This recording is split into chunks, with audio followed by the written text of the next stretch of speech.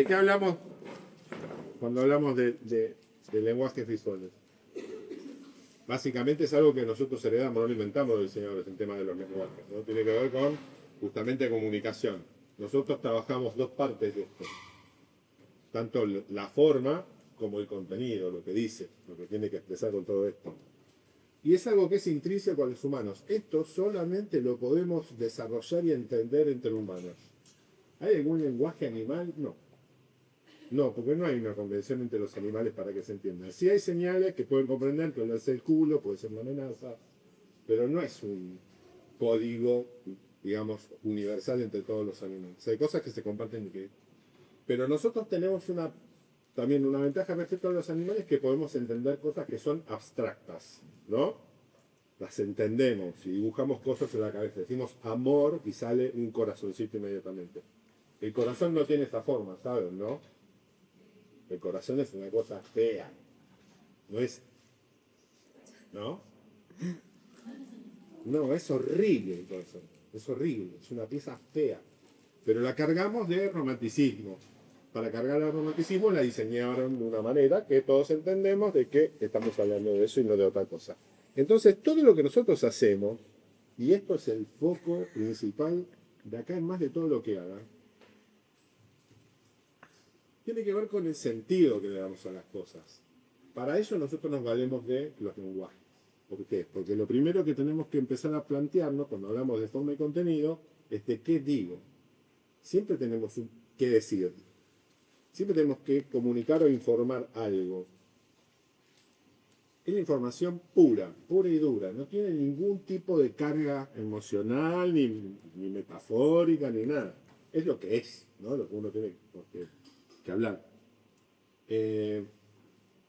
Ahora, siempre hay una necesidad de transmisión de esto. Nosotros tenemos, por ejemplo, en Argentina, las palabras... Hay muchas palabras que usamos acá en Argentina que en el resto de Latinoamérica tienen otro sentido. ¿Cierto? No pasa frecuentemente. Si nosotros acá decimos en Argentina villa, en nuestra cabeza salen imágenes que no tienen nada que ver con lo que piensa un colombiano de la costa del Caribe. Porque una villa es una casa enorme que da a la playa. Eso es una villa. ¿No? Acá nosotros en una villa nos salen imágenes. Tenemos un imaginario. ¿Por qué se rieron? ¿Saben quiénes son? ¿Quiénes son? ¿Quién es este? Bill Gates. ¿Y este señor? Es Jeff Bezos, Amazon. ¿Y este señor? El desagradable de los... Ahora, es una paradoja acá lo que estamos viendo. Porque yo le dije Villa, vemos Villa, pero no estamos leyendo Villa. ¿Por qué? Son las fortunas más grandes del mundo. ¿Está? Es una paradoja. Entonces, lo que digo, en realidad estoy hablando de millonarios. ¿Qué digo? Millones. Pero acá empieza a haber un problemita, que estamos diseñando como lo hacemos. Porque nos pasa algo cuando vemos algo que está vestido, porque el lenguaje es una vestimenta que le ponemos al sentido, que a veces nos provoca un poco de barullo. ¿No? De nuevo, esto es... ¿Alguno hizo así? ¿Cómo? ¿Por qué? ¿Qué? Porque el lenguaje que está presentando parece más mexicano, claro, más caribeño. ¿No? Entonces hay un montón de imaginario, de gráfica, que la verdad conduce información. Acá la información era errónea. ¿No? Al decir Argentina, dice Argentina. No dice Argentina, porque en realidad esta es la forma para decir México. ¿No? Entonces hay maneras de decir las cosas que tienen que ver justamente en lo que nos ponemos. Es en definir el cómo lo digo. Esto de México, es un ejemplo. ¿Cómo digo Argentina? ¿Cómo digo México? México lo digo con un lenguaje, una paleta de colores y formas que son más afines a lo folclórico mexicano que a lo argentino. No tiene nada que ver con eso. Ahora, de nuevo, yo digo que el lenguaje es como una manera de vestir el contenido, cómo lo digo, y presten atención a lo que estoy diciendo, ¿no? Buenas noches, Juan. Y la verdad que esta materia la venimos corriendo de atrás durante todo el semestre. Y hoy, bueno, ayer nos dimos cuenta que si no estudiábamos toda la noche nos íbamos a quedar afuera. Y le pusimos el pecho, con mucha garra, con mucho amor propio, lo pudimos aguantar. ¿Cómo viviste la noche? ¿Llegaron a cubrir toda la materia? Sí, sabíamos que iba a ser así y como toda la noche de estudio, siempre te exige mucho, toda la materia obviamente no cubrimos, quedan algunos huecos que te pueden pasar factura, pero contamos con esa pizca de suerte que siempre se necesita para poder aprobar. ¿Por qué se recurre a la noche heroica? ¿No pudieron estudiar con antelación? Ah, obvio que uno no elige, ¿no? Llegar de esta manera, siempre uno trata de anticiparse, de planificar una semana, pero bueno, pasaron unas buenas distracciones que la pagamos caro, pero por suerte reaccionamos a tiempo y con mucho carácter afrontamos de la mejor manera esta situación, ¿no? ¿Y te sentís confiado para el examen? Y sabemos que es difícil, pero la misión está intacta, no nos damos por muertos, lo tenemos que tomar como una final, tenemos que estar concentrados, no quedarnos dormidos y bueno, aprovechar la que tengamos. Sabemos que empezamos mal, pero esto se puede revertir. Gracias, Juan. No, gracias. ¿Qué dijo? ¿Qué dijo? ¿De qué hablaba? De estudiar toda la noche, pero ¿cómo lo dijo? Un futbolista. De futbolista. ¿Está? Pero entendemos ese código. Bueno, ante todo, buena noche. ¿Viste? Tienen una manera. El personaje se llama Juan Cassette. O sea, los futbolistas tienen un cassette, repiten siempre lo mismo, hablan igual, ¿no? Ahora, en el cómo lo digo, yo tengo que definir cosas que también son propias de lo visual. Y en esto es una regla que también manejamos a la hora de definir el cómo lo decimos, que tiene que ver con la iconicidad. Nosotros hay cosas que las reconocemos. ¿Qué es esto? Primero, ¿de qué es? Es una naranja, estamos todos de acuerdo. Ahora, de la naranja real, ¿no? Esta es una naranja, porque esto es una mancha naranja, un círculo naranja con dos cositas verdes arriba. ¿Está? Esto que es lo máximo a nivel iconicidad que hay, lo más icónico que hay es el espejo. O sea, lo que nos devuelve casi la misma imagen de lo que es real, más que la foto, ¿no? A una abstracción casi completa de lo que es un círculo naranja con dos cositas. Nosotros lo entendemos, pero depende cómo lo quiero decir, yo me valgo de estas cosas, ¿no? Lo digo de una manera más o menos, no sé, digital quiero decir. Bueno, ¿qué recurro? ¿A qué recurro? Recurro al píxel y es casi llegando y horizonte lo abstracto. Pero las notas esenciales de lo que es una naranja la entendemos. Eso no deja de estar. ¿Sí? Entonces, en el que tengo que decir, lo esencial tiene que estar. Tiene que estar. ¿No? Porque si no, no se puede armar esta situación. Yo digo naranja simpática. Tengo un montón de maneras de decir esto. Tengo un montón de maneras de decirlo. Desde algo casi baby, ¿no? Infantil. Ya esto es en 3D, aquello es una foto, eso es súper sintético, cómic, ¿no? Y esta es así, ¿no? Pero es una foto, ¿no? Todas dicen lo mismo, ¿sí? Pero nos lo dicen de maneras distintas, nos lo acercan de manera distinta. Si yo digo naranja feliz, una sola, la hilo, se la muestro todo, van a decir que sí. Ahora todas son maneras de decir naranja feliz. ¿Se entiende eso? Hay un montón de maneras que podemos recurrir. Todo lo que estuvimos viendo hasta ahora son maneras de justamente cómo empezar a decidir estas cosas. De cómo lo vamos a decir. Y es un recurso, y es una decisión intrínseca del diseño. Todo el tiempo estamos decidiendo estas cosas, ¿no? ¿Por qué? ¿Por qué será? Porque además de decir lo que tenemos que decir, lo queremos decir de una manera original. Y además de original, efectivo y pertinente. No tiene que decir pomelos o manchitas redondas. No, son naranjas. Naranjas. Y en eso entra el color, entra la forma, entra la composición, ¿no? Entra la historia, entra lo que conocemos. Entra un montón de cosas que tenemos que decir. Y hay un factor que tiene que ver, que después vamos a ver, que es lo que dice, cómo lo dice, importa. Y cuando hablamos de composición, importa mucho. Una cosa es decir, mierda. ¿No? Otra cosa es decir, mierda. Bueno, mierda. Igual es tirecito, mierda. Intrínsecamente, mierda. Tiene un color, tiene una textura. Digo, mierda. Que no es lo mismo decir, mierda. A los gritos, ¿no? Mierda. Te lo dice Giorgio. Y no es lo mismo decir, mierda. ¿Quién diría esto?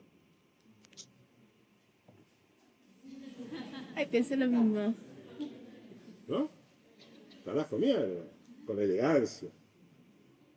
Ahora, todos dicen lo mismo, no me pasa lo mismo, no me llega de la misma manera, la intención es distinta. La intención la ponemos en el lenguaje, ¿sí? Pero lo que tiene que decir, se tiene que decir. Y no otra cosa. No tiene que haber error en eso. Para eso no valemos de esto. Ahora, ¿cuál es la mejor manera de transmitir todas estas cosas? Nosotros tenemos estos tres recursos, ¿no? El tono, ¿no? Esto como si, como digo, mira, a los gritos, tranquilito, con elegancia, tono. ¿Con qué técnica? ¿No? Estuvimos viendo ilustración, vimos collage, vimos fotografía, que en realidad son recursos. Después vamos a verlo sobre las técnicas, me les digo. Y después aparece el estilo, ¿no? Que son las cosas que rodean justamente y condimentan. Todo esto define el lenguaje visual. Todo esto define el lenguaje visual. Esto es lo que estuvimos explorando nosotros, los recursos. Estuvimos hablando del collage, de la fotografía y de la ilustración. Ahora, cada uno admite estas cosas. ¿Qué tono, me voy a preguntar, yo le tengo que dar a esta foto? ¿Y qué técnica puedo usar para la ilustración? ¿No? Porque muchos confunden esto. No, ¿qué lenguaje hiciste? Óleos. No, eso es una técnica. ¿No? Es una técnica, no tiene nada que ver con eso. ¿Y qué estilo? Y el estilo es un estilo, qué sé yo, romántico, coqueto, ¿viste? Que es como un atributo, pero no es el lenguaje. Todo eso hace al lenguaje, pero uno aislado por sí solo es parte. Para entender esto, recurso, fotografía, ilustración. Dentro de esto hablamos de la pintura, en realidad estamos hablando del diseño. Ahora, el lenguaje de esto es el retrato. Es una manera de contar. ¿Cómo contar la personalidad de una persona? Es el retrato. Y antes fue la pintura que la fotografía. O sea, la fotografía se basó en la pintura justamente para tener el retrato fotográfico, una adaptación de un lenguaje universal. ¿Sí? Esto tiene cientos de años, porque no había fotos. Entonces sentaban un tipo de un TBS y lo pintaban, no había Photoshop, igual lo sacaban más lindo, ¿no? Le metían garra. Pero ayuda justamente a entender esto. ¿Qué tenemos? Recursos, foto, frente, pintura, estilo pictórico, plástico, estilo, blanco y negro. Es otra cosa, ¿no? Y que justamente después en esto son inmediatos esos recursos, ¿no? Este es un recurso fotográfico, es una foto de algo físico. Entendemos que es real, que es físico. Este volumen está recreado. No es lo mismo que este volumen, y lo entendemos, ¿no? Pero le vemos volumen. Pero no me lo cuentan en volumen. Sí, pero no es lo mismo. Porque los recursos son distintos. Y el estilo también. ¿Por qué? Porque este estilo es tipográfico neoyorquino, florido, ¿no? De swatches. Esto es de taco. ¿No? Son tipos. Otro estilo, nada que ver. ¿No? ¿Lo vemos? Otras cuestiones que tienen que ver con estilo. El mismo recurso, plástico, ¿no? Esto es ilustración, pintura, ¿no? Para ejecutar. Ahora, esto tiene mucho mayor nivel de iconicidad, mucho más cercano a lo real, que aquel que se permite ser más plástico, ¿no? Y más expresivo. ¿Cuál es el estilo más expresivo? ¿No? ¿Por qué? ¿Por qué lo vemos más expresivo? No, comparten la paleta. A ver un poquito de esto. O sea, tiene como más textura, como tiene unas manos. Hay una impronta de una mano que lo hice y se nota. ¿Tá? Hay una pincelada que alguien hizo y se nota. En este la trata de esconder, trata de ser perfecto, ¿no? El volumen se nota. No es la intención. Acá quiere mostrar la mano del artista, acá no le interesa. ¿Sí? Todo esto es mucho más expresivo, más gestual. Técnica de ambas también, registro fotográfico de dos cosas. Lenguajes, estilo geométrico, orgánico, ¿no? Son completamente distintos. Las generaciones son distintas. Un lenguaje ordenado, estricto, un lenguaje informal, espontáneo, incontrolable, orgánico, ¿no? Por eso también. Pero las dos son formas de generarlo desde la fotografía, en este caso. Eso lo vemos y es una moneda de cambio que permanentemente vemos en todo el diseño, lo pasamos permanentemente por estos filtros, ¿no? En el qué digo, y cómo lo digo, con qué lo digo, en qué estilo. Son todos David Bowie, pero no me da lo mismo. no me da lo mismo, ¿no? No me lo cuenta de la misma manera. Y pareciera también es como para salir a hacer ajeno a esto, es que las letras son todas iguales. En general, ajenos a este pabellón y hasta incluso de este piso, para la gente las letras son todas iguales. Está la Arial, la Time, la Comic Sans y las raritas. Para la gente es eso, ¿está? Para nosotros, no. Como le dijo Damián el otro día, uno de los recursos más propios del diseño tiene que ver con la tipografía. Pero acá no hablamos de tipografía. No hacemos un ejercicio de tipografía. Hacemos un ejercicio de lenguaje tipográfico. Lo vamos a hacer hablar más de lo que dice. Y tenemos un montón de recursos para explorar, ¿no? De estilos para explorar. Lo puedo hacer con foto, lo puedo hacer con PaperCut, lo puedo hacer con plastilina. Puedo variar en los estilos, puedo variar en los colores. Tengo un montón de variables para hacer. ¿Cierto? Es una prueba de ello. Si es la misma letra E, es la misma letra R. No. Claro que no. Son un montón de versiones de R que podemos ejecutar. Lo mismo también para entender estas cuestiones es que lo técnico, porque este es lenguaje Frida Kahlo. No, no es lenguaje Frida Kahlo. Son dos versiones de Frida Kahlo. Pero esta técnica es papelito, hecho con papelitos. Es collage, es papelito. Papelitos que quieren crear superficies. ¿No? ¿Y estas? ¿Técnica qué? Ya dijeron, ¿qué no dijo? Técnica Barbie, podríamos decir. Sí, la reconocemos esa técnica. ¿Y de qué consta la técnica Barbie? Chicas han tenido un hit. ¿Qué? ¿Cuál es la técnica Barbie? Básica. Todas se parecen a Barbie. Todas se parecen a Barbie, pero bueno, hay una forma, una morfología Barbie. Sí. Bien. Placata, Estilizada, ¿no? Bien. ¿De qué material? ¿Se ve? Eso lo identificamos, ¿no? Como Barbie. Son atributos del lenguaje Barbie y la técnica de modelado plástico en este caso, pero lo entendemos. Lo entendemos. Es el código que tiene todo ese universo de muñequitas, sea blanca, negra, china, azafata, médica, no importa. Comparten esa esencia. Eso es parte del código Barbie. Por eso lo entendemos y podemos entender la Frida Kahlo Barbie. ¿Sí? Así miramos. Hacemos doble clic a todo. Tenemos que entender y ver cómo hacemos esas cosas. Entonces tenemos un montón de... También es abrir un poco el panorama y también empezar a explorar cosas que ya vimos. Hablamos de la luz. No porque esto es volumétrico y es de arcilla modelada. No, estamos modelando la luz. Esto luego volvemos a ver que muy pocos han laburado bien, digamos, este temita. Cuando hicimos una clase muy intensiva de luz, de pensar la luz, tirón de oreja, se piensa, que también es distinto la manera de pensar la luz, para eso yo quiero ver cuarto. Y está resuelto con hilos. Y en realidad está resolviendo la contraforma de la letra, no la letra.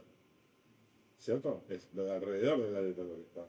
La ausencia de la letra en realidad lo que está resolviendo, con hilos. Y esas cosas tienen que ayudar a transmitir sensaciones táctiles, sensaciones plásticas, sensaciones para el aroma, no sé, nos sugieren ese tipo de cosas. ¿Esto cómo está resuelto? Con la figura, con la sombra pura. O sea, es la proyección de la letra que tenemos acá, esa sombra, esa proyección, está resolviendo el texto.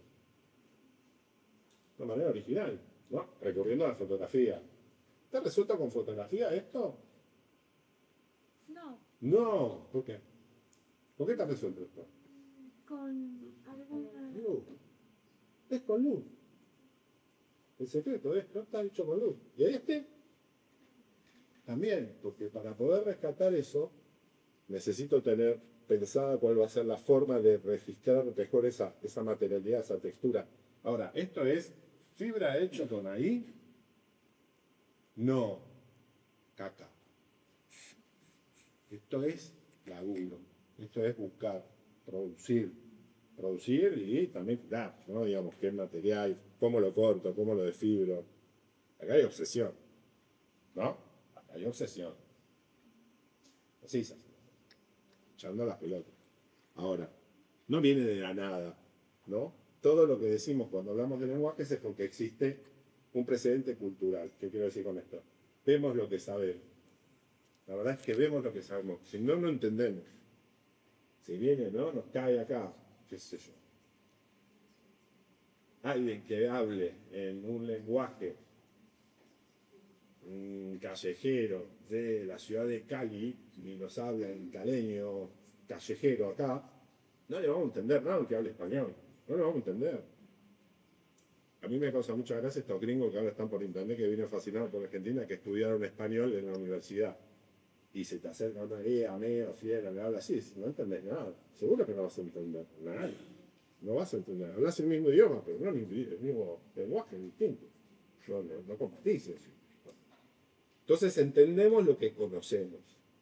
Y lo que conocemos son antecedentes. Y los antecedentes influyen en el diseño. Y los que más influyen en el diseño son las artes visuales.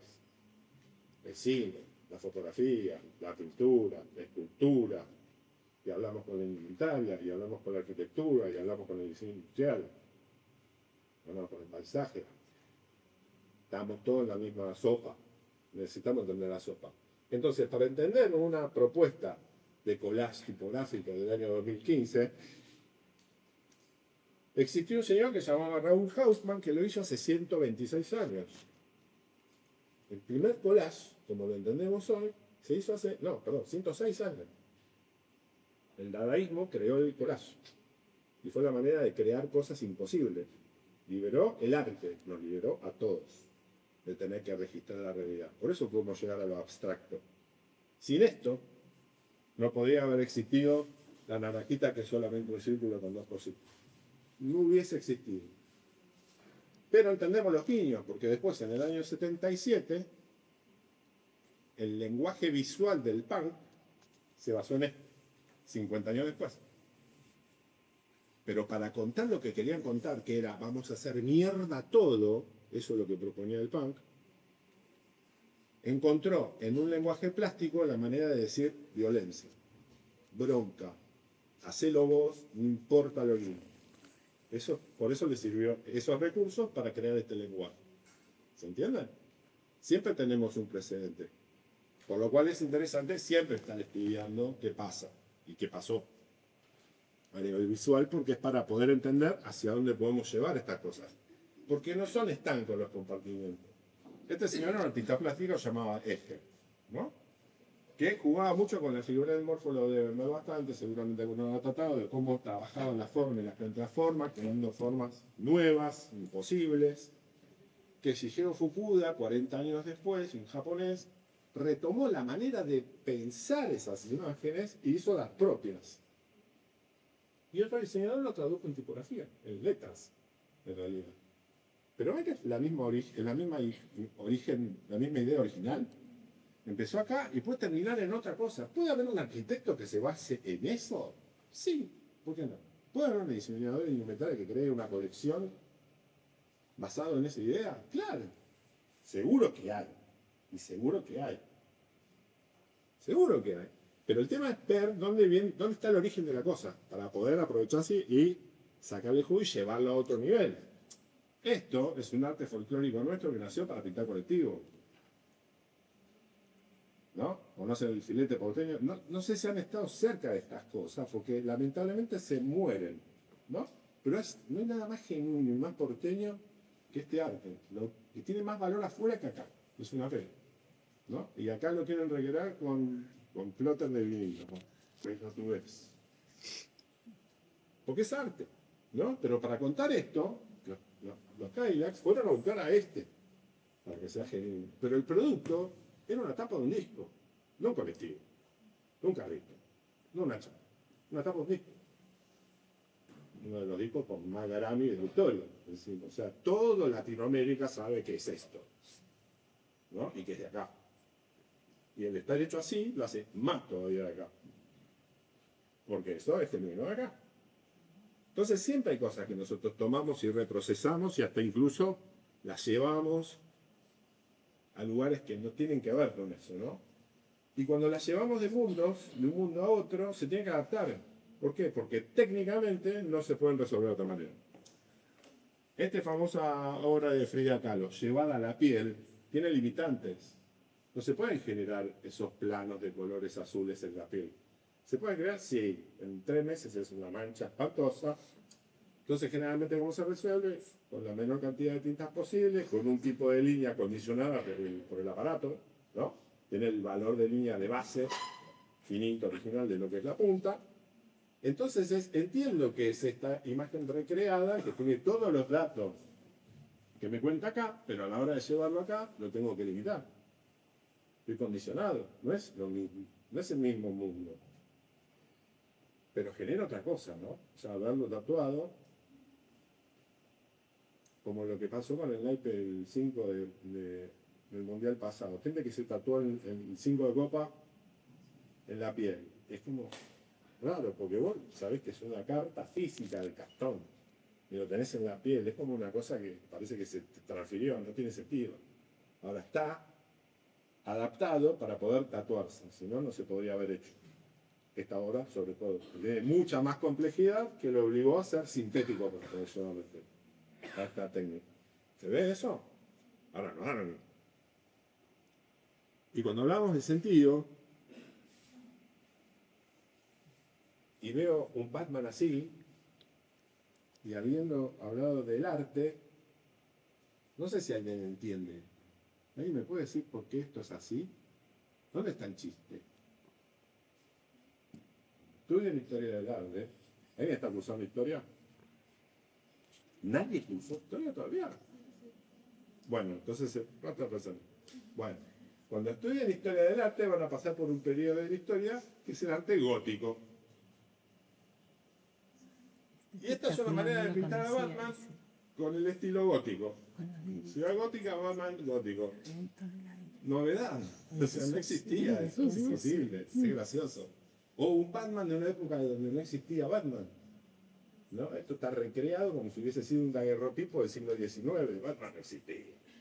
Entonces está recreado, miren la ropa, como si fuese de esa época, no como el Batman de ahora, que es una armadura, sin nada que ver con el Batman que tiene un calzoncillo arriba de la calza.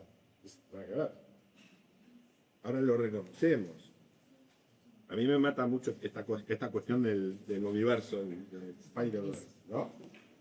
Son todos hombres arañas, pero todos son distintos.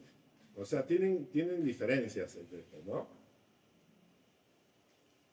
Obedecen a cosas que son distintas. Pero lo que no hay que olvidarse cuando estamos viendo esto, es que ustedes, jovenzuelos, los han visto en cine, pero es un cómic, que es un género literario y un lenguaje visual, que tiene sus reglas, sus formas, ¿no? El cuadrito, la viñeta, el globo, la secuencia. Hay un señor que se llama Scott McCloud, que tiene un libro así de gordo, que es Comprender los cómics. Te explica cómo hablan los cómics. Es genial ese libro. Pero bueno, ¿qué pasa si en estos cruces generamos otro nuevo Spider-Man? ¿Qué pasa si yo cruzo el cómic con el film noir, que es un estilo de cine, ¿no? Es un género del cine en realidad, es un género que utiliza mucho la luz dura, el contraluz, el claroscuro, el blanco y negro. Si tienen manera de verlo trucho, les recomiendo que vean esta serie, porque te provoca un cortocircuito en la cabeza. La historia me parece boludísima, la verdad, pero la imagen no puedo dejar de mirarlo, porque me parece muy loco ver al Hombre Araña, que siempre conocí en azul y rojo, vistiendo sombrero, gamulán y tener cosas que de los años 30. Es rarísimo, es muy lindo de ver. Y en blanco y negro, encima. Un Hombre Araña en blanco y negro. Es un cruce loquísimo para ver. Si pueden, o busquen el trailer en YouTube, que eso se descoloca, porque es lo que vos conociste de otra manera, lo estás presentando. Es uno más del Spider-Verse, pero no lo produce Marvel, ya te dicen, bueno, basado en Marvel, le dieron un poquito de permiso y se fueron a la mierda. Está buenísimo. Está buenísimo. Ahora, todas estas preguntitas, ¿qué digo? ¿Cómo lo